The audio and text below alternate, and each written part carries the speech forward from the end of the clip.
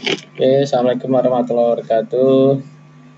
Berikut ini tips-tips pengenalan kurikulum dan belajar efektif di SMK Tri Sukses oleh Muhammad Fahmi Hafiz, SSI GR MTI. Yang pertama, kenapa kita harus belajar? Silahkan dijawab. Mungkin jawabannya karena apa atau supaya apa. Kemudian kenapa pilih belajar di SMK Tri Sukses? Silahkan dijawab, mungkin supaya apa dan karena apa. Ya, silahkan ya dijawab. Menurut saya, kenapa kita harus belajar? Kenapa kita harus belajar? Karena ilmu pengetahuan selalu berubah. Karena senang belajar sesuatu, supaya tidak ketinggalan zaman, dan supaya bisa menghasilkan cuan untuk ibadah. Yang nggak boleh karena dimarahi orang tua dan guru jika tidak belajar. Ini nggak boleh. Atau mengharapkan supaya dapat hadiah dari orang tua atau guru atau sekolah. Nah, itu tidak diharapkan ya. Dan seperti itu. Usahakan karena memang senang belajar, karena ilmu tahun selalu berubah, kita harus selalu update, tidak ketinggalan zaman, serta supaya bisa menghasilkan cuan untuk kita, untuk hidup, untuk ibadah, butuh cuan. Ya, kita selalu menghasilkannya, supaya kita bisa menghasilkannya juga. Kemudian, kenapa pilih belajar di SMK Tri Sukses? Yang pertama, kalau jawaban saya karena lebih banyak praktek daripada pengetahuan, karena sesuai dengan minat dan bakat. Yang ketiga, karena bisa menghasilkan cuan, ya, langsung bisa menghasilkan cuan. Terus supaya bisa menjadi lulusan yang profesional religius.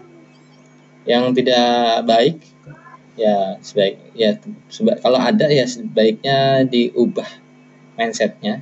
Yang pertama karena ikut-ikutan teman, karena yang kedua karena disuruh orang tua. Ya mungkin awalnya ikut-ikutan teman atau karena disuruh orang tua, ya kemudian nanti ubah.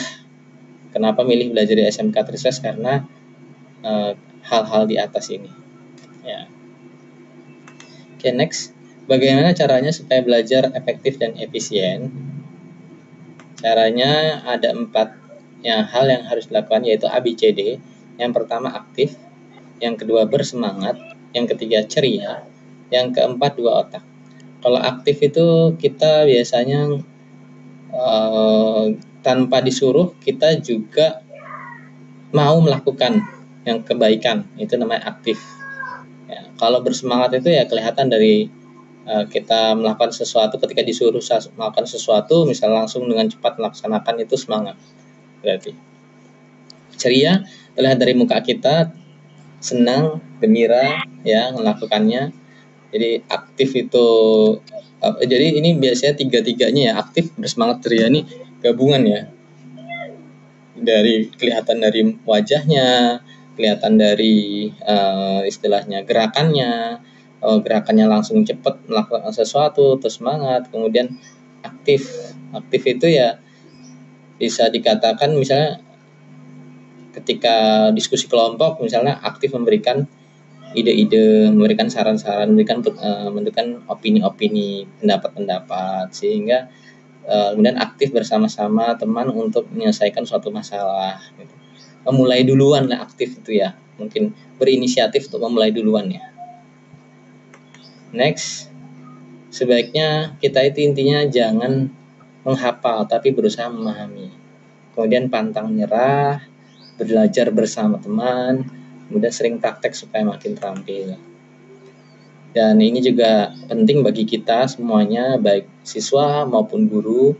Intinya ada 5 kompetensi sosial dan emosional. Kalau 5 hal ini telah kita kuasai, maka yang akademik atau yang sifatnya belajar apapun akan kita kuasai juga dengan cepat. Yang pertama, kita sadar diri, ya, kesadaran bisa memahami perasaan, memahami emosi, kemudian nilai-nilai sendiri. Itu namanya kesadaran diri. Kalau manajemen diri berarti bisa mengelola diri sendiri. Biasanya dalam waktunya kapan belajar, waktunya kapan ibadah, waktunya kapan istirahat, waktunya kapan main, itu kita udah harus tahu. Itu namanya manajemen diri. Kemudian kesadaran sosial, kita memahami orang lain, kita berempati pada orang lain itu unik, nggak sama dengan kita. ya beda-beda latar belakang. Nah, kita memahami itu namanya kesadaran sosial. Kemudian keterampilan berelasi alias bekerja sama, bisa teamwork, bisa bekerja sama dengan orang lain, bisa rukun kompak dengan orang lain, itu namanya teamwork atau keterampilan berelasi. Kemudian pengambilan keputusan yang bertanggung jawab, biasanya kalau kita sudah memutuskan melakukan sesuatu maka bertanggung jawab hingga sampai selesai, itu bertanggung jawabnya. Jika tidak bisa dengan suatu pelajaran, maka bagaimana? Apa yang harus kita lakukan? Yang pertama, yang jelas jangan sampai mengajak teman untuk malas belajar. Jangan sampai mengajak teman untuk tidak kumpul tugas. Jangan sampai mengajak teman untuk tidak disiplin. Kalau nggak bisa, yuk belajar bersama teman. Bertanya lagi ke guru, praktek lagi, belajar dari sumber lainnya. Oke, kemudian kurikulum SMK Trisukses memadukan kurikulum nasional dengan kurikulum pondok pesantren sehingga menghasilkan lulusan yang profesional religius. Terima kasih, alhamdulillah, jazakumullah khairan.